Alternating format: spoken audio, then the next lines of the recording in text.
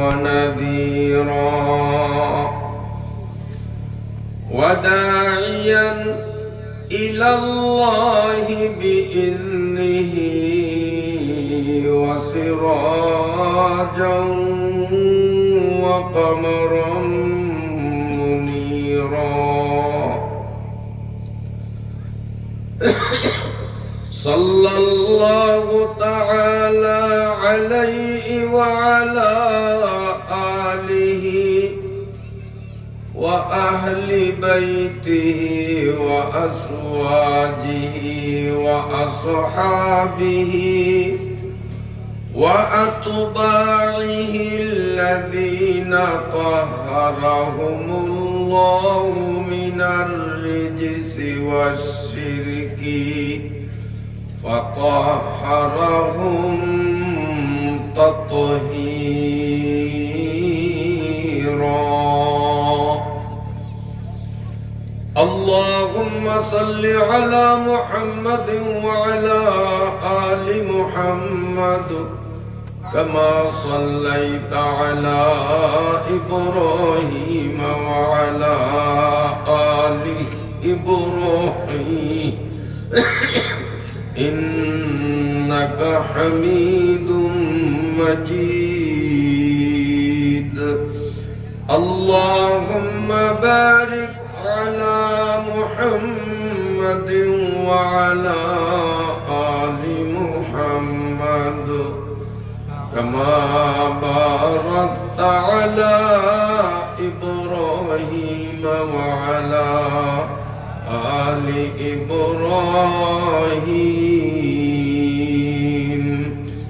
إنك حميد مجيد. أما بعد فأعوذ بالله من الشيطان الرجيم.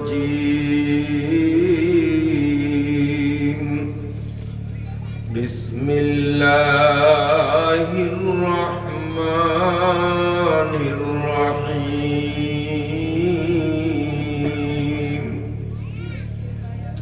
على سرر موضونة متكئين عليها متقابلين يطوف عليهم بلدان مخلدون بأكواب وأباريق وكأس من معين. صدق الله مولانا العظيم وصدق نبينا الأمين ونحن على ذلك لمن الشاهدين.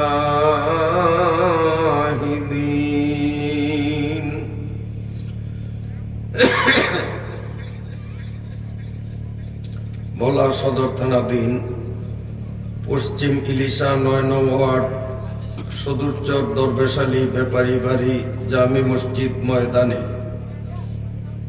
স্থানীয় যুবকদের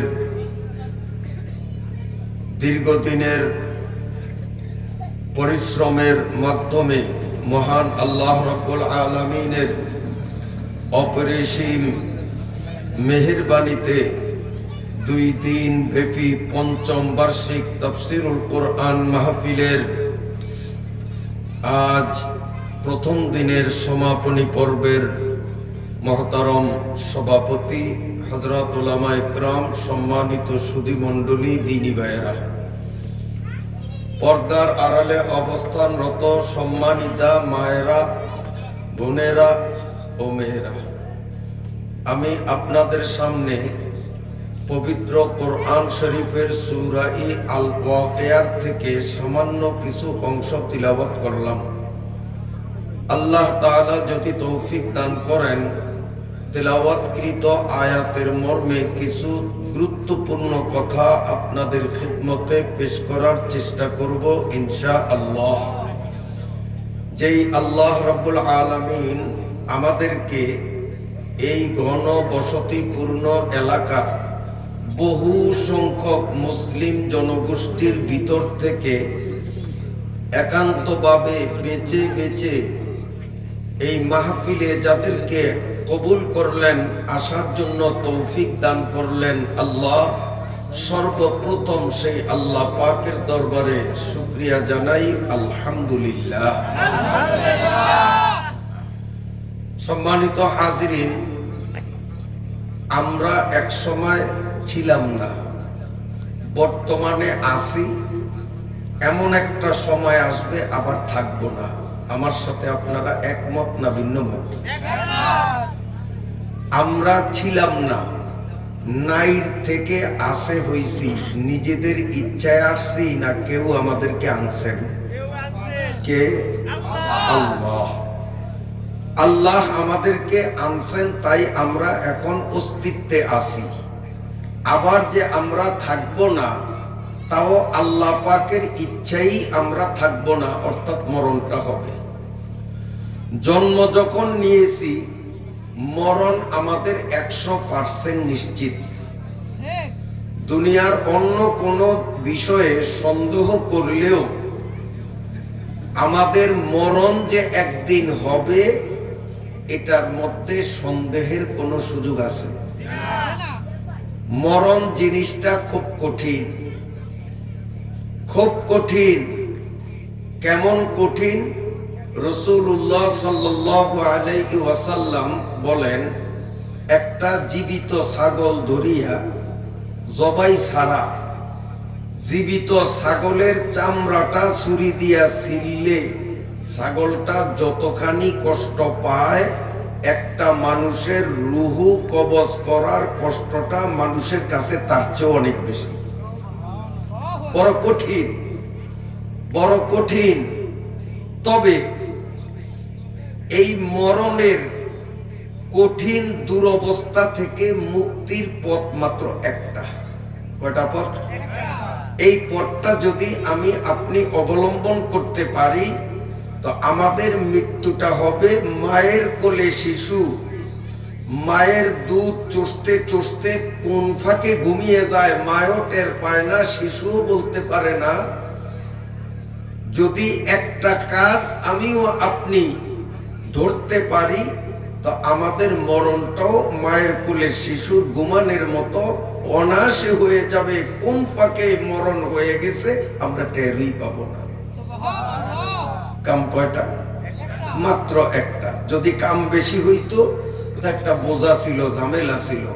কাম একটা। সেই কামটা কি? সেই কামটা হলো নবী পাক সাল্লাল্লাহু আলাইহি ওয়াসাল্লামের নামে দুরূদ পড়া। কিন্তু আফসোসের সাথে সত্য কথা, অপ্রিয় হলেও না বলে পারছি না, আমি যখন দুরূদ শরীফ পড়লাম, হাতে ইশারা দিলাম আপনাদেরও পড়ার জন্য, আমি লক্ষ্য করছি বেশিরভাগ মানুষের ঠোঁট নড়ে নয়, দুই একজনের একটু আওয়াজ শোনা গেছে কানে। অনেকেই পড়েন নয়, দুরূদ পড়তে লজ্জাবোধ করছেন। অথচ মরণের যন্ত্রণা থেকে বাঁচার একমাত্র পথ, একমাত্র উপায় হলো নবীজির প্রতি দুরূদ পড়া। এজন্য দুরূদ পড়ব তো আমরা ইনশাআল্লাহ। আরেকবার পড়ি, প্রথমবার না বুঝার কারণে ভুল করেছি, এবার যখন বুঝলাম আমরা আরেকবার সেই পিছনের মাসুল দেওয়ার নিয়তে দুরূদ পড়ি। আল্লাহুম্মা সাল্লি আলা মুহাম্মাদ ওয়া আলা আলি মুহাম্মাদ কামা সাল্লাইতা আলা ইব্রাহিম ওয়া আলা আলি ইব্রাহিম ইন্নাকা হামিদুম মাজিদ।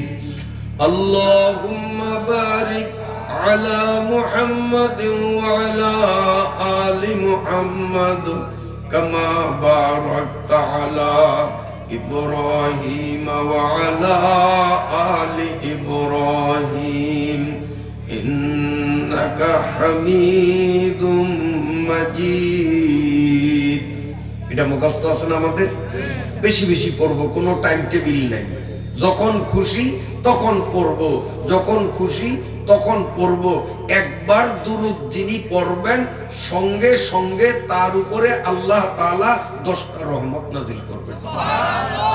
দুরূদ একবার পড়লে কয়টা রহমত? 10টা রহমত। একবার পড়লেই 10 বার রহমত। দুরূদের ফজিলত সম্পর্কে আহসানুল মাওয়াইজ নামক কিতাবে আল্লামা ইব্রাহিম দেহলভী রাহমাতুল্লাহি আলাইহি একটি হাদিসের উদ্ধৃতি দিয়েছেন। লম্বা চূড়া সেই হাদিসের সার মর্ম হলো, হাসরের মাঠে আল্লাহ রাব্বুল আলামিন যখন মানুষের জীবনের হিসাব নিকাশ করার আদালত বসাবেন, হযরতে আদম আলাইহিস সালাতু ওয়াস সালাম আরশের ডান পার্শ্বে সবুজ রঙের একটা চাদর মুড়া দিয়ে বসা থাকবেন। আমাদের আদি পিতা হযরত আদম আলাইহিস সালাম সবুজ কালারের একটা চাদর পেছায়া আরশের ডান পাশে বসবেন। তিনি যখন দেখবেন যে একজন উম্মতে মুহাম্মাদিয়া, আখিরি নবীর একজন উম্মত, তার কৃত পাপের কারণে জাহান্নামের ফয়সালা হয়ে গেছে, তাই ফেরেশতারা হাতের মধ্যে হ্যান্ডকাপ লাগাইয়া তাকে ধাক্কাইতে ধাক্কাইতে জাহান্নামের দিকে নিয়ে যাবে। হযরত আদম আলাইহিস সালাতু ওয়াস সালাম তখন লাফ দিয়ে আল্লাহর আরশ থেকে, স্টেজ থেকে নিচে নামবেন। কারণ আল্লাহর কাছে তিনি যে সুপারিশ করবেন সেই সাহস তার থাকবে না। একটা জিনিস লক্ষ্য করেন, একজন বুড়া মানুষ, খুব বুড়া, ওনার চোখের সামনে একটা ছোট্ট শিশু পুকুরে পইড়া গেছে। এখন এই বুড়িয়ার শক্তি নাই যে সে শিশুটাকে পানির থেকে উঠাইবে। তখন বুড়িয়া কি করবে? তার যদ্দূর শক্তি আছে তাড়াহুড়া করে ওই বাচ্চার বাপেরে খুঁজবে যে বেটা তুই কই, তোর গোলা পানি পড়ছে। বলবে কি বলবে না? নিজে উঠাইতে পারে না, শক্তি নাই, এই জন্য ওই শিশুর বাপের কাছে যায়। তখন বাবার হাতে যত কাজ থাকুক সব ফালাইয়া বাতাসের গতিতে দৌড়াইয়া পুকুরে ঝাঁপ দিয়া পড়বে আর নিজের ছেলেকে উদ্ধার করবে। কি করবে না? তো আদম আলাইহিস সালামও সেদিন আল্লাহর দরবারে সুপারিশ করবেন, সেই সাহস তার থাকবে না। ইয়াউমা ইয়াকুমুর রূহু ওয়াল মালাইকাতু সাফফান লা ইয়াতাকাল্লামুনা ইল্লা মান আযিনা লাহুর রাহমানু ওয়া ক্বালা সাওয়াবা। সেদিন আল্লাহ যাকে সুপারিশ করার পাওয়ার দিবেন, অনুমতি দিবেন, সে ছাড়া অন্য কেউ আল্লাহর সামনে মুখ খোলার সাহস পাবে না। তো আদম আলাইহিস সালাম তিনি ভালো করেই জানেন যে আজকে এই কঠিন দিনে একমাত্র আল্লাহর হাবিব মুহাম্মাদুর রাসূলুল্লাহ সাল্লাল্লাহু আলাইহি ওয়াসাল্লাম ছাড়া আর কেউ জবান খুলতে পারবে না। হ্যাঁ, প্রথমেই আখিরি নবীকে পারমিশন দেওয়া হবে, এরপরে পর্যায়ক্রমে আরো অন্যান্যদেরকেও, আলেম ওলামাদেরকেও সুপারিশের ক্ষমতা দেওয়া হবে। তো আদম আলাইহিস সালাম ওই কয়েদির কোনো উপকার নিজে করতে পারবেন না, তাই তিনি আল্লাহর আরশ অর্থাৎ স্টেজ থেকে নামিয়া হাসরের ময়দানে দৌড়াইবে। আখিরি নবী কোন জায়গায়? দৌড়াইতে দৌড়াইতে এক জায়গায় গিয়ে দেখবে আমার নবী, আপনার নবী সিজদার মধ্যে নাক কপাল ঠেকাইয়া দুই চোখের পানি সারিয়া আবেগ বিজড়িত কণ্ঠে আল্লাহ পাকের কাছে ফরিয়াদ জানায়, আল্লাহ আমার উম্মত গুলোরে বাঁচাও। খালি উম্মত উম্মত করে তিনি কাঁদতেছেন। আদম আলাইহিস সালাম তখন নবীজির মাথার কাছে দাঁড়াবেন আর বলবেন, ও মুহাম্মদ, যেই উম্মতের জন্য তুমি কান্নাকাটি করতেছ, জলদি উঠো, তোমার আদরের একটা উম্মতের হাতে হ্যান্ডকাপ পরাইয়া তারে জাহান্নামের দিকে নিয়ে যাওয়া হয়। আমি ঠেকাইতে পারি নাই, তাড়াতাড়ি করে চলো, নইলে তোমার উম্মতটা তো জাহান্নামে পড়ে যাবে। শোনার সাথে সাথে আমাদের নবী, উম্মতের কান্ডারি নবী, সেজদার থেকে উঠিয়া এক দৌড়ে ফেরেশতাদের গতিরোধ করবেন। হুঙ্কার মারিয়া বলবেন, এ ফেরেশতারা কোথায় যাও, একটু দাঁড়াও। ফেরেশতারা বলবে, আমরা নিজেদের ইচ্ছায় যাই না, আমরা আল্লাহর হুকুম পালনে বাধ্য। আল্লাহ হুকুম করেছেন এই কপাল পোড়ারে জাহান্নামে ফেলার জন্য, আল্লাহর নির্দেশেই আমরা পরে জাহান্নামে নিয়ে যাই। আল্লাহ পাকের নবী সঙ্গে সঙ্গে আল্লাহর কাছে ফরিয়াদ করবে, মাবুদ, এই ফেরেশতারা তো তোমার কথা ছাড়া কারো কথা শুনবে না। আল্লাহ, তুমি একটু ফেরেশতাদেরকে দাঁড়াইতে বলো, আমার কিছুটা বোঝাপড়া আছে। আল্লাহ ফেরেশতাদেরকে বলবেন, ও ফেরেশতারা, এক কদম সামনে আগাইবা না, দাঁড়াও, আমার হাবিব কি বলতে চায় একটু শোনো। তখন নবীজি বলবেন, ও ফেরেশতারা, আমার এই উম্মতটারে তোমরা জাহান্নামে নাও, অপরাধটা কি? যে উম্মতের জন্য আমি মুহাম্মদ তয়ফের ময়দানে 3 বার বৃষ্টির মতো পাথরের আঘাত খেয়ে বেহুশ হয়ে পড়েছিলাম, যে উম্মতের মায়ায় উহুদের ময়দানে মাথার মধ্যে লোহার পেরাক ঢুকাইয়াছিলাম, যেই উম্মতের কারণে উহুদের ময়দানে আমার মুখের কাঁচা 2টা দাঁত ভেঙেছিলাম, আমার ওই আদরের উম্মত কোন অপরাধে জাহান্নামে ফেলবা, আমি নবী নিজ চোখে না দেখতে আমার উম্মতরে চুল পরিমাণ সামনে নিতে দেব না। অপরাধটা কি দেখাও? ফেরেশতারা বলবে যে তার নেকি বদি কিছুক্ষণ আগে ওজন করা হয়েছে, তার নেকের পাল্লা হালকা, বদের পাল্লা ভারী, অতএব তার ফয়সালা হয়ে গেছে জাহান্নাম। فَأَمَّا مَنْ ثَقُلَتْ مَوَازِينُهُ فَهُوَ فِي عِيشَةٍ رَاضِيَةٍ وَأَمَّا مَنْ خَفَّتْ موازينه فأمه هاوية। নেকের পাল্লা হালকা, পদের পাল্লা ভারী, কাজী তার ঠিকানা জাহান্নাম। নবীজি বলবেন, আমার সামনে তার নেকি বুদ্ধি ওজন করে আমাকে দেখাতে হবে।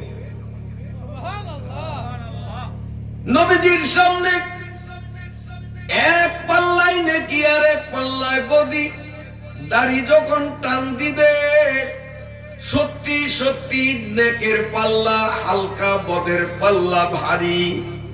সঙ্গে সঙ্গে নবীজি পকেট থেকে একখানা কাগজের টুকরা বাহির করিয়া নেকের পাল্লায় রাখিবা মাত্র ওই কাগজের ভারে নেকের পাল্লা ভারী হয়ে যাবে। বদের পাল্লা উপরে, নেকের পাল্লা নিচে নেমে যাবে। সঙ্গে সঙ্গে ওই লোকটা নবীজির পাও জড়াইয়া ধরবে আর বলবে, বন্ধুগো, কে তুমি? এমন কঠিন মুহূর্তে তুমি আমার এমন উপকার করলা। তুমি যদি না আসতা, কিছুক্ষণের মধ্যেই তো আমি জাহান্নামের আগুনের মধ্যে পড়ে যেতাম। কে তুমি? এই কাগজের মধ্যে বা কি জাদু, যেই জাদুর অ্যাকশনে নেকের পাল্লাটারে ভারী বানাইয়া দিল। তোমার পরিচয় না দিতে আর কোন জাদু এই কাগজে তা না বলতে আমি তোমারে ছাড়ব না। পাউসরে ধরবে, পরিচয় দাও, এত বড় উপকার আমার করছো। আল্লাহ পাকের নবী বলবেন, তুমি আমারে না চিনলেও আমি তোমারে চিনতে ভুল করি নাই। আমি তোমাদের সেই পাগল পাড়া নবী, যেই নবী তোমাদের প্রেমে পড়িয়া উহুদের ময়দানে দাঁত হারাইছিলাম, মাথা বানাইয়াছিলাম। कर दिया जंगे वक़्त में मुस्तफा दांदा शहीद, कर दिया जंगे वक़्त में मुस्तफा दांदा शहीद। ये शरीयत ये तरीक़त हमको मिलने के लिए। আমি তোমাদের সেই বায়ালু উম্মত উহুদের ময়দানে দাঁত ভেঙেছিলাম, তায়েফের ময়দানে 3 বার বেহুশ হইয়াছিলাম। আমি সেই আদরের নবী। মাঝে মধ্যে তুমি যখন আমারে মুহাব্বত করিয়া আমার প্রতি দুরূদ শরীফ পাঠ করতা, আল্লাহর ফেরেশতারা আমার কবরে সেই দুরূদটা পৌঁছাইয়া দিত। তোমার পাঠানো দুরূদ গুলো আমি কাগজে সংরক্ষণ করিয়া রাখলাম।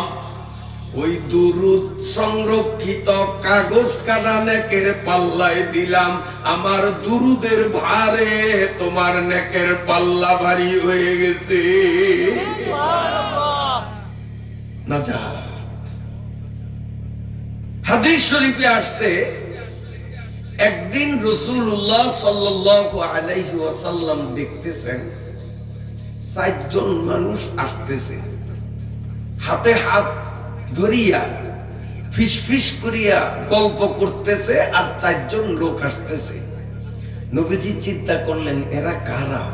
এদের মধ্যে এত দয়া, মমতা, মোহাব্বত, মিল, কি সুন্দর ঠেলাঠেলি, ধাক্কাধাক্কি, পারাপারি নাই, আন্তরিকতা, মোহাব্বত পূর্ণ পরিবেশ। এরা কারা? নবীজি খুব লক্ষ্য করলেন, মানুষগুন চেনা দরকার। যখন তারা কাছাকাছি আসলো, নবীজি তাদেরকে দেখিয়েই চিনলেন, এরা তো দুনিয়ার কোনো মানুষ না, এরা হলো আল্লাহ পাকের সকল ফেরেশতাদের মধ্যে মুরব্বি কিসিমের 4 জন ফেরেশতা, জিব্রাইল, মিকাইল, ইসরাফিল, আজরাইল। মানুষের সুরত ধরে আসছে। আল্লাহ পাকের নবী যখন তাদের চিনতে পারলেন 4 জন ফেরেশতা, নবীর মনে কলিজায় কামড় দিল। নবী চিন্তিত হইয়া পড়লেন, আমার কাছে নিয়মিত জিব্রাইল আসা যাওয়া করে, আজকে তো জিব্রাইল একা আসলো না, তার পাশে আছে মিকাইল। মিকাইলের দায়িত্ব হলো বৃষ্টি দেওয়া, তুফান দেওয়া। মিকাইল যখন আমার কাছে আসছে, আজকে কি বিশ্বব্যাপী নূহ নবীর আমলের মতো তুফান হয় কিনা? নবীর মনে ভয় ঢুকে গেছে, নইলে মিকাইল কেন আসবে? এই মেয়ে তো বৃষ্টির ফেরেশতা, তুফানের ফেরেশতা, তাহলে আজকে কি নূহ নবীর আমলের মতো এই মহাপ্লাবনে দুনিয়া তলাইয়া দিব নাকি? আবার শুধু মিকাইল না, মিকাইলের পাশে দেখা যায় ইসরাফিল। ইসরাফিলের দায়িত্ব তো আমি জানি, সিংহায় ফু দিবে, গোটা দুনিয়া খান খান হইয়া যাবে। ইজা রুজ্জাতিল আরদু রাজ্জা ওয়া বুসাতিল জিবালু বাসা ফাকানাত হাবাআম মুনবাসা। ইসরাফিল তো সিংহায় ফু দিলে জমিন এভাবে কাঁপবে, পাহাড়গুলো টুকরা টুকরা হয়ে যাবে। লেপ বানায় যারা, তুলায় বাড়ি দিলে ময়লাগুলো ছোট্ট ছোট্ট কণার রূপ নিয়ে বাতাসে যেভাবে ওড়ে, বিরাট বিরাট পাহাড়গুলো ওই ধূলিকণার মতো হইয়া বাতাসের সাথে মিশে যাবে। তাহলে ইসরাফিল যখন আসছে, কি আজকে দুনিয়া কিয়ামত হয়ে যাবে নাকি? সিঙ্গার ফু দিবে নাকি? নবীজির মনে ভয়। পাশে দেখি আবার মালাকুল মাউত আজরাইলরেও দেখা যায়। আজরাইলের দায়িত্ব তো হলো মানুষের রূহ কবজ করা। তাহলে আমাদের মধ্য থেকে কাউকে কি ধরার জন্য আসছে নাকি? কি ব্যাপার? চারজন আজকে কেন আসলো? আল্লাহ পাকের নবীর মনের মধ্যে ভয় ঢুকিয়ে গেছে। সর্বপ্রথম তিনি জিব্রাইলকে প্রশ্ন করলেন, জিব্রাইল, সব সময় তুমি একাই আমার কাছে আসতা, আজকে তুমি আসছো তোমার সাথে বাকি তিনজন, চারজন মিলিয়ে আসলা, কি কিয়ামত হয়ে যাবে নাকি? তুফান আসবে নাকি? কারো মউত কি সন্নিকটে হইয়া গেল নাকি? হযরত জিব্রাইল ফেরেশতা বলেন, ইয়া রাসূলুল্লাহ, এখানে আপনি যা ভাবছেন আমরা কেউ সেই উদ্দেশ্যে আসি নাই, বরং আমরা চারজন ফেরেশতা আল্লাহ পাকের থেকে অনুমতি নিয়া আপনার সাথে চারজনে চারটা ওয়াদার কথা ব্যক্ত করার জন্য আসছি। আমরা চারজন ফেরেশতা আপনার সাথে চারটা অঙ্গীকার করব, চারটা ওয়াদা করব আপনার সাথে, এজন্য আসছি। নবীজি বলেন, তাহলে জিব্রাইল কি ওয়াদা বলো? জিব্রাইল বলে, নবী গো, আপনার যেই উম্মত পৃথিবীর যে কোনো প্রান্ত থেকে মনে প্রাণে আপনাকে মহাব্বত করিয়া আপনার প্রতি দুরূদ পাঠ করবে, আমি জিব্রাইল সেই মানুষটার চেহারা চিনিয়া রাখবো। হাসরের ময়দানে আপনার প্রতি দুরূদ পাঠকারী মানুষগুলো কোন জায়গায় আছে, আমি খুঁজিয়া খুঁজিয়া তাদেরকে এক জায়গায় মিলিত করিয়া হিসাব নিকাশ শুরু করার আগেই আমি নিজ দায়িত্বে বিদ্যুৎ গতিতে 30,000 বছরের পলসেরাত ক্ষণিকের মধ্যে এই কারেন্টের গতিতে অপারে নিয়া বেহেশতের গেট পর্যন্ত তাদের পৌঁছাইয়া দেব। এই ওয়াদা আপনারে দিলাম, যারা আপনার প্রতি দুরূদ পড়বে তাদেরকে হাসরের ময়দান থেকে খুঁজে খুঁজে আমি তাদের দেখলেই চিনব। আমি খুঁজে খুঁজে এই মানুষগুলোকে সেকেন্ডের মধ্যে 30,000-এর রাস্তা পৌঁছেরা পার করাইয়া একেবারে জান্নাতের গেটে নিয়েছে। নবী আলাইহিস সালাম বললেন, ও ইসরাফিল, ও মিকাইল, জিব্রাইল কেন আসলো বুঝলাম, তুমি আসলা কেন? মিকাইল বলেন, নবী গো, আমি কোন তুফান দেওয়ার জন্য, বৃষ্টি দেওয়ার জন্য আসি নাই।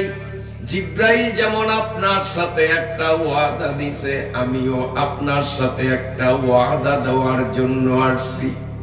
নবী গো, দুনিয়ার যে কোনো নারী বা পুরুষ, জুয়ান বা বুড়া, শিক্ষিত বা মূর্খ, আলেম বা পাবলিক, যেই মুসলমান আপনাকে মনে প্রাণে ভালোবাসিয়া আপনার প্রতি মহাব্বত দেখাইয়া আপনার উপরে দুরূদ পড়বে, আমি মিকাইল ফেরেশতা ওই মানুষগুলোর চেহারা চিনিয়া রাখিব। হাসরের ময়দানে যখন মানুষের এক বিগত উপরে প্রখর সূর্যটাকে বসিয়ে দেওয়া হবে, সূর্যের তাপে গোটা হাসরের ময়দান জ্বলন্ত আগুনের রূপ নিবে, মানুষগুলো পানির পিপাসায় ছটফট ছটফট করতে থাকবে। সারা ময়দানের মধ্যে শুধু একটাই আওয়াজ, পানি চাই, পানি চাই, পানি চাই। ওই অবস্থায় আপনার উপরে যারা দুরূদ পড়বে ওই মানুষগুলোকে তালাশ করিয়া করিয়া আমি হাউজে কাউসারের কিনারায় নিয়া আমি মিকাইল ফেরেশতা নিজ হাতে তাদের পানি পান করাইয়া দেব। আপনার উপরে যারা দুরূদ পড়বে হাসরের ময়দানে কঠিন পিপাসা মুহূর্তে আমি তাদেরকে হাউজে কাউসারের পানি পান করাইয়া দেব। নবী আলাইহিস সালাম বললেন, হে ইসরাফিল, জিব্রাইল কেন আসলো বুঝলাম, মিকাইল কেন আসলো বুঝলাম, তোমার আসার কারণটা কি, তুমি কেন আসলা? ইসরাফিল বলে, নবী গো, ওনারা দুইজন যেমন আপনাকে দুইটা ওয়াদা দিছে, আমিও আপনার সাথে একটা ওয়াদা দেওয়ার জন্য আসছি। ও নবী, যেই মানুষগুলো নারী বা পুরুষ আপনার উপরে দুরূদ পাঠ করবে, কিয়ামতের ময়দানে ওই মানুষগুলোর জন্য লক্ষ লক্ষ ফেরেশতাদের বিশাল বহর নিয়া আল্লাহ পাকের দরবারে গুনাহ মাফের জন্য দোয়া করব। আপনার উপরে যারা দুরূদ পাঠ করবে ওই মানুষগুলোরে ক্ষমা ঘোষণার জন্য লক্ষ লক্ষ ফেরেশতা নিয়া আল্লাহর দরবারে দোয়া করব। যতক্ষণ না তাদের ক্ষমা ঘোষণা করা হবে ততক্ষণ আমাদের দোয়া বন্ধ হবে না। আমরা জোর কইরা দাবি আদায় করব আল্লাহর থেকে যে আল্লাহ এর মাফ করতে হবে, এ নবীর উপরে দুরূদ পড়ছে।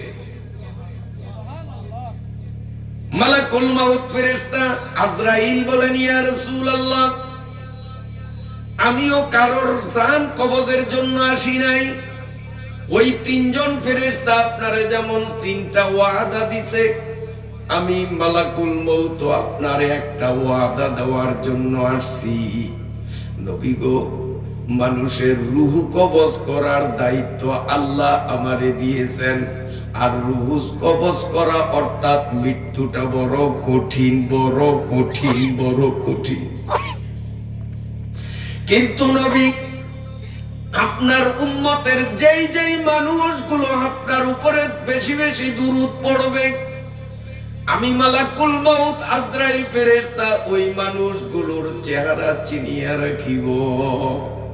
এদের যখন রূহ কবজের সময় হবে, আমি এদের রূহটা এত সহজে বের করে নিব, মৌতের যন্ত্রণা কারে কয় তারা বুঝতে পারবে না।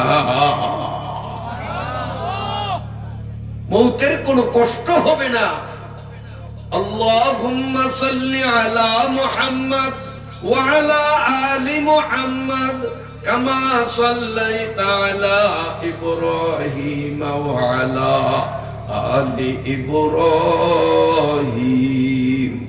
ইন্নাকা হামিদুম মাজিদ।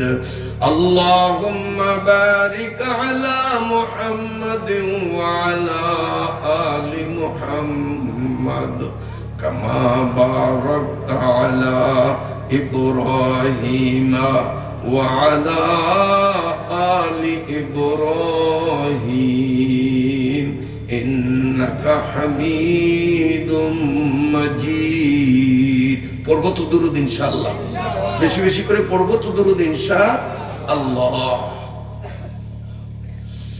আমরা যখনই দুরূদ পড়ব, একদল ফেরেশতা এদের ডিউটি হলো সারা পৃথিবীতে ঘুরবে, আর যেই জায়গায় মানুষ দুরূদ পড়ে ওই জায়গার থেকে ওই মানুষগুলোর ফটো ভিডিও ক্যামেরা করে ফেরেশতারা মদিনায় নবীজির রওজা শরীফের মধ্যে যাইয়া ক্যামেরা চালু করিয়া দেয়।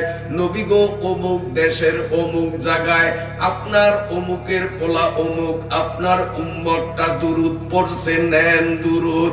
আমার আপনার দুরূদ নবীর কাছে পৌঁছানোর জন্য আল্লাহ একদল ফেরেশতা মোতায়েন করে রেখেছে। কিন্তু আশ্চর্যের ব্যাপার, যেই দুরূদ প্রমাণিত দুরূদের রাজা, সেই দুরূদ পড়তে বললে আমাদের মুখে আসতে চায় না। আর যেই দুরূদ মন গড়া, কোনো কোরআনে নাই, কিতাবে নাই, হাদিসে নাই, তাফসীরে নাই, কোথায়ও নাই, এ বক্তাদের বানানিয়া দুরূদ, ওরে বাবা, সেই দুরূদের স্পিরিট কত! কারণ ধান গাছের শক্তি কম, বন গাছের শক্তি বেশি। ধান গাছের যত্ন করা লাগে, বনের কি যত্ন করা লাগে? ওর শক্তি এমনি হয় নিজে নিজে।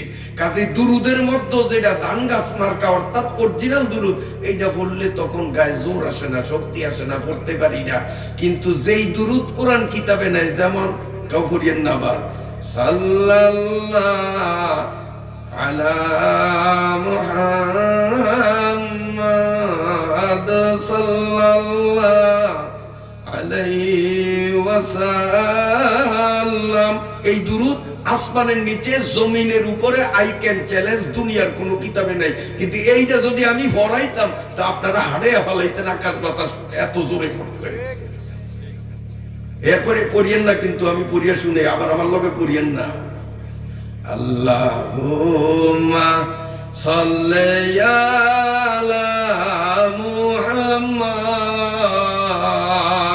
ওয়া আলা আলি সাইয়্যিদিনা মুহাম্মদ। এই দুরূদ আল্লাহর আসমানের নিচে জমিনের উপরে কোনো কিতাবে নাই, শুধু বক্তাদের মুখে ছাড়া। তাও কোন বক্তা? যারা ওই কালেকশন করে কিতাবের খোঁজ খবর নাই, হ্যাঁ, কিতাবী আলেম না, এই সমস্ত বক্তা যারা কিতাবের খোঁজ খবর রাখে, এই বক্তাদের মুখে এই হাত বানানো দুরূদ পাইবেন না, পাইবেন অরিজিনাল দুরূদ যেটা কোরআনে কিতাবে হাদিসে পাওয়া যায়। কিন্তু সেই ভালোটা ভালো লাগে না, সেটা দুর্বল। বন্ধুরা আমার, এই জন্য দুরূদের রাজা সবচেয়ে বড় দুরূদ হলো নামাজে যেই দুরূদ পড়া হয়, যেটা বারংবার পড়লাম। যদি অত লম্বা দুরূদ পড়তে আপনার কষ্ট হয়, তাহলে সহজ দুরূদ পড়তে পারেন। সাল্লাল্লাহু আলাইহি ওয়াসাল্লাম বলেন, এটা কিতাবে আছে।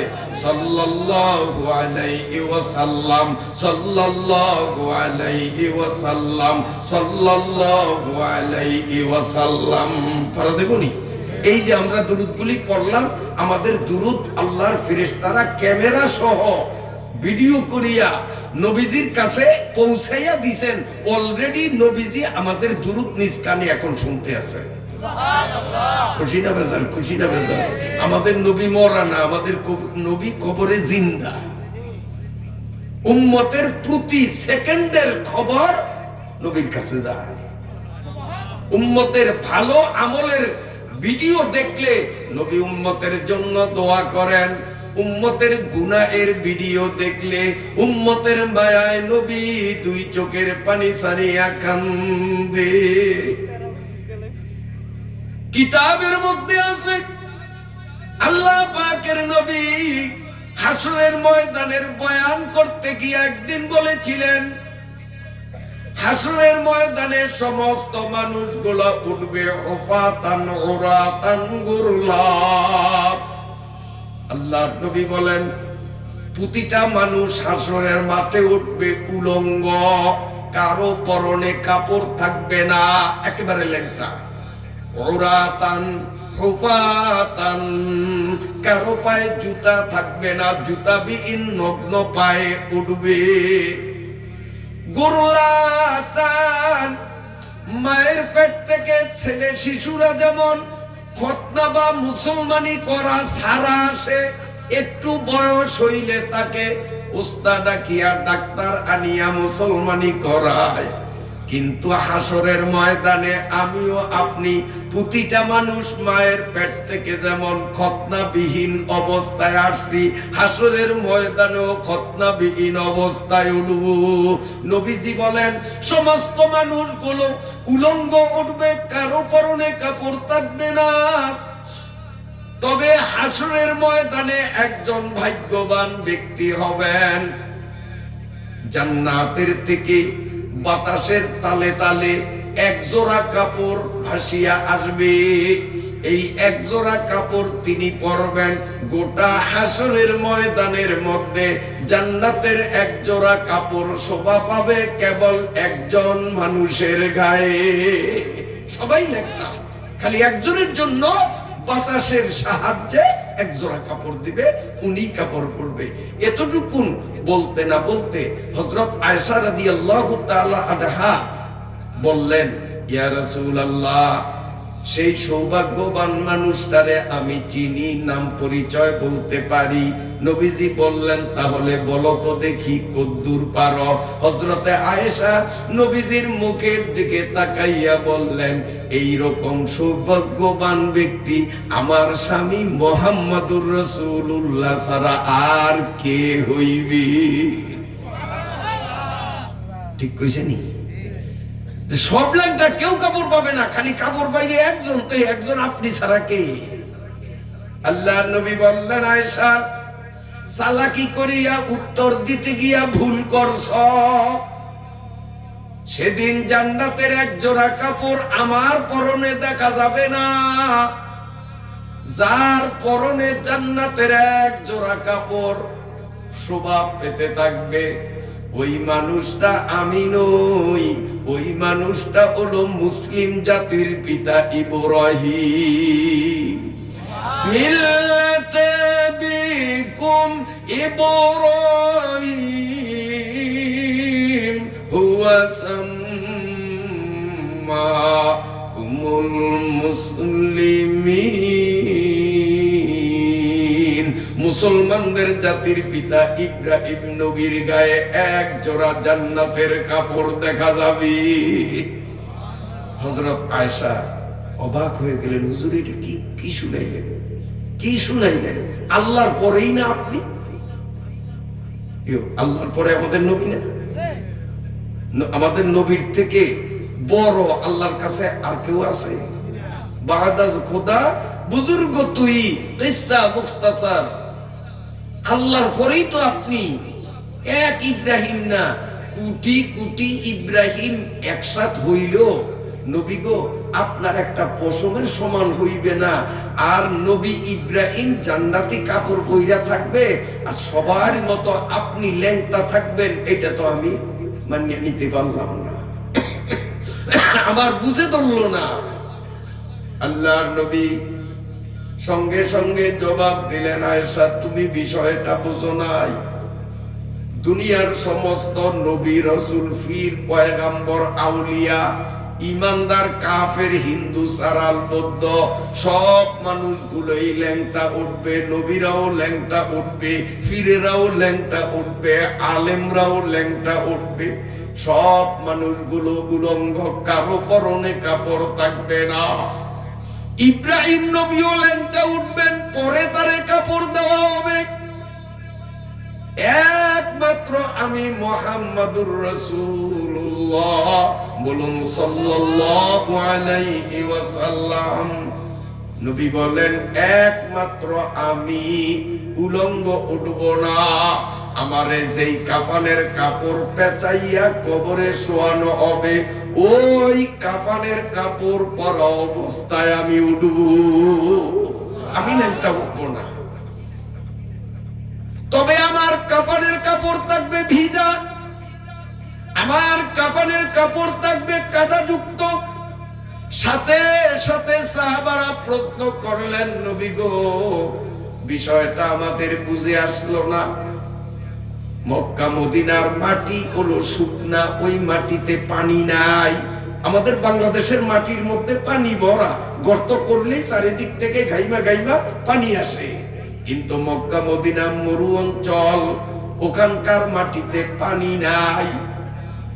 ও নবী, শুকনা মরুভূমির কবরে আপনারে শোয়াইয়া দিবে, আশেপাশের থেকে পানি আসার কোনো সুযোগ নাই।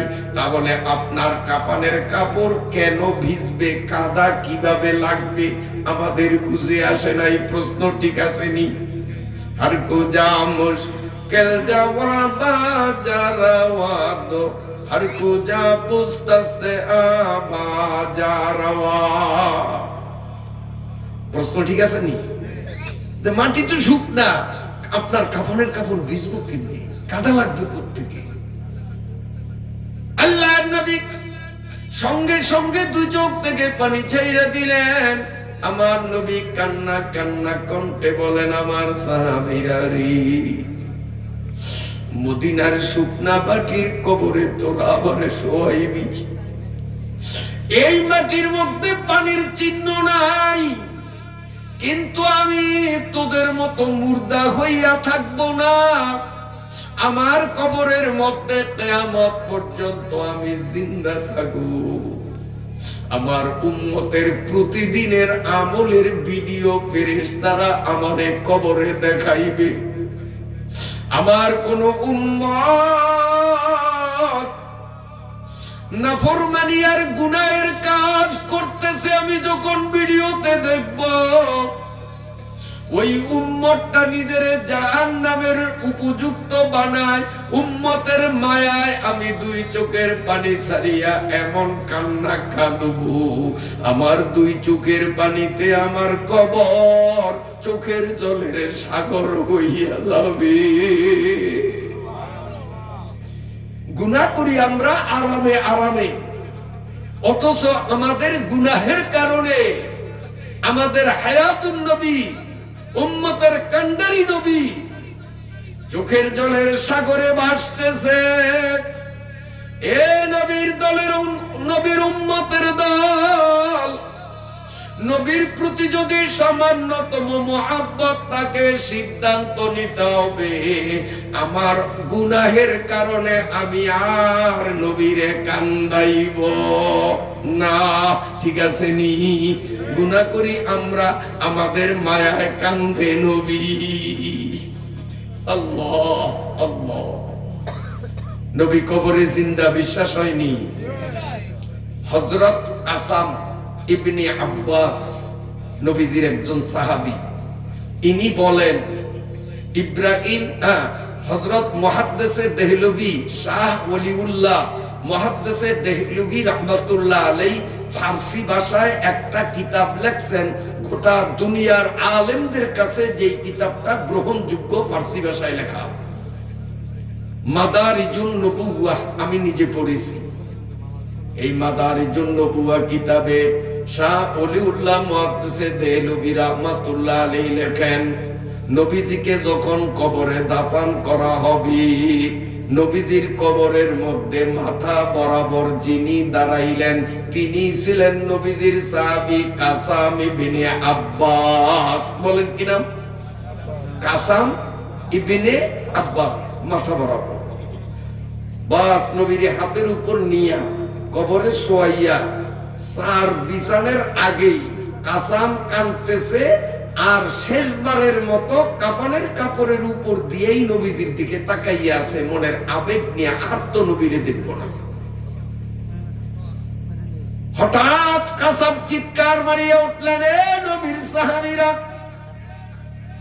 জিন্দা মানুষটারে তোমরা কবরে কেন শোয়াও? দেখা যাও নবীরে কবরে শোয়াইছি। নবী কি যেন বলতেছে, গুনগুন শব্দ শোনা যায়।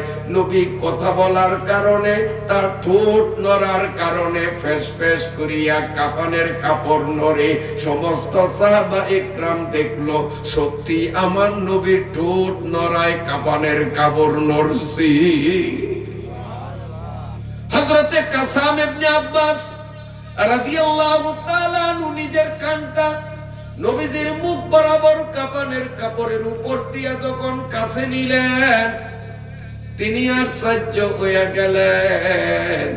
কবরে শোয়াইবা মাত্র নবী কাফনের কাপড়ের প্যাকেটের মধ্যে থাইকাই কান্দে, আল্লাহ আমার উম্মত গুলোরে দেখো, আল্লাহ তোমার ডাকে সাড়া দিয়া আমি উম্মত গুলোর ইতিম বানাইয়া কবরে আসছি, আমার উম্মতের কেউ নাই।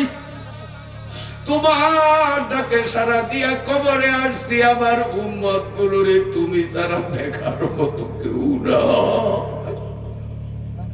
لو كان حبك صادقا لأطعته إن المحب لمن يحب مطيع لو كان حبك صادقا لأطعته إن المحب لمن يحب مطيع। নবীজি উম্মতের জন্য কত পাগল, কিন্তু আমরা সেই নবীর উম্মত, নবীর উপরে দুরূদ পড়তে পারি না। বলুন আল্লাহুম্মা সাল্লি আলা মুহাম্মাদ ওয়া আলা আলি মুহাম্মাদ কামা সাল্লাইতা আলা ইব্রাহিম ওয়া আলা আলি ইব্রাহিম ইন্নাকা হামিদুম مجيد اللهم بارك على محمد وعلى آل محمد محمد كما باركت على إبراهيم وعلى آل إبراهيم إنك حميد مجيد. পড়ব তো দুরূদ ইনশাআল্লাহ। একটু জিকির করেন লা ইলাহা ইল্লাল্লাহ। বদলাও।